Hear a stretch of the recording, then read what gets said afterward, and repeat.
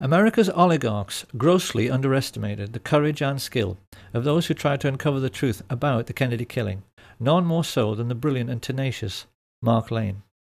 By the mid-1960s, his film Rush to Judgment had left the country in no doubt that they had been multiple gunmen acting together in some sort of conspiracy.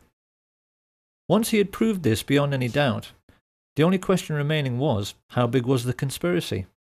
So it came as no surprise when polls started showing that 9 out of 10 Americans believed it had to be the CIA.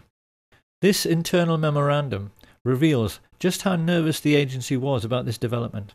It spells out in no uncertain terms the concern spreading in the corridors of power, and the urgent need to rectify this situation through the use of assets in the media.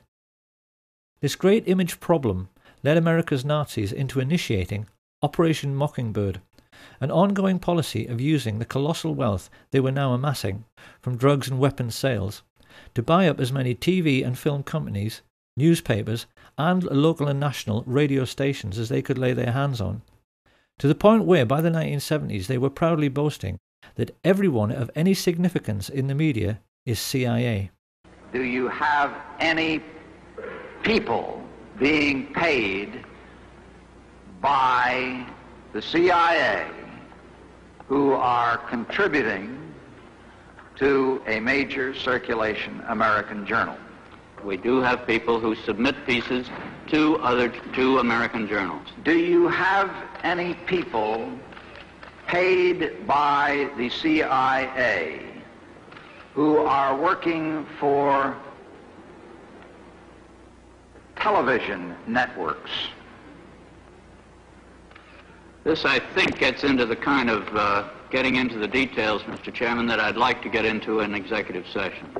Virtually every well-known journalist, newspaper editor, and television presenter became a secret CIA agent, as did many entertainers and film stars.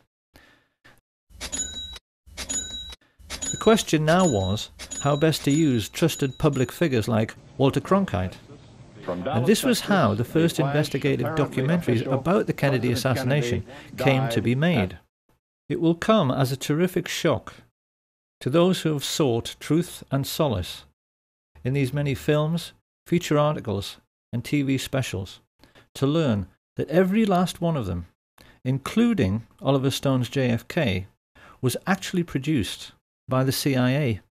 A classic early example of this kind of disinformation was the Nova film, which featured two scientists, Brian Holstrom and Steve Isabel, who found Badgeman in a tiny fragment of the famous Mary Moorman Polaroid through photographic enhancement.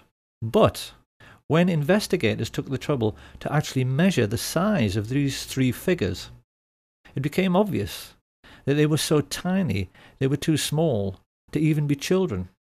Using the scale provided by Abraham Zapruder over on the right, it's clear that these alleged people are so lacking in stature they wouldn't actually have been able to look over the stockade fence. The truth is that they never existed. And so the question now is, who were Holstrom and Isabel? And who, for that matter, was Gordon Arnold, the old-age pensioner who appeared in The Men Who Killed Kennedy to claim that Badgeman had kicked him and taken his camera? I could be the only one that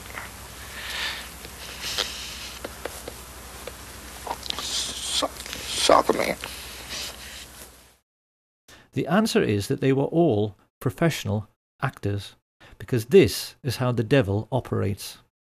Devils mix lies with truth in order to make the lies sound more plausible. And it seems that the idea for using actors in this way might very likely have come from E. Howard Hunt himself. After Hunt's deathbed confession, in which he admitted the involvement of the CIA, his son, St. John Hunt, posted many revealing statements about what kind of character his father was. It's quite well known that E. Howard Hunt wrote spy novels and screenplays. And when he was discussing this, St. John Hunt maintained his father tried to live his life as if every day was another exciting scene from a movie, to the total exclusion of his own family. The way St. John Hunt put it was, he would never cut carrots or go shopping with us or anything like that. James Bond doesn't have a family.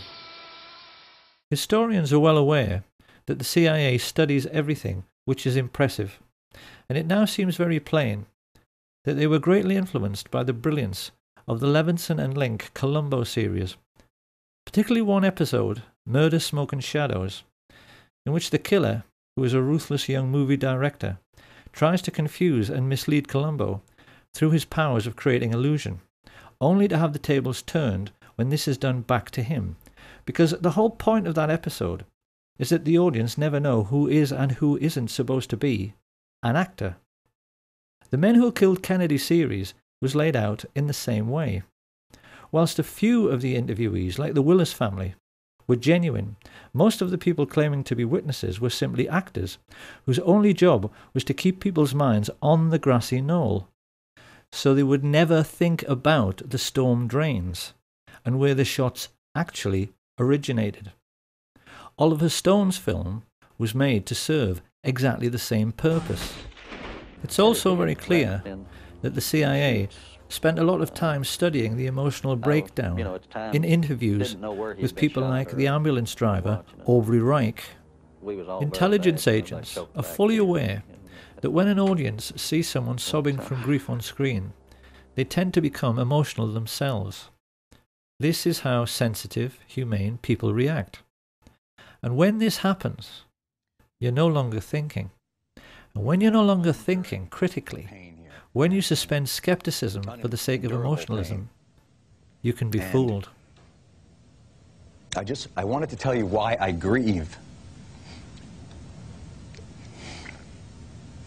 But why I don't despair. I'm sorry.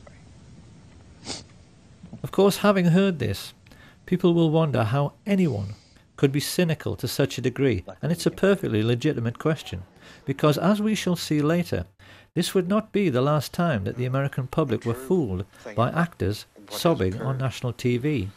And these monstrous fabrications were not confined only to television.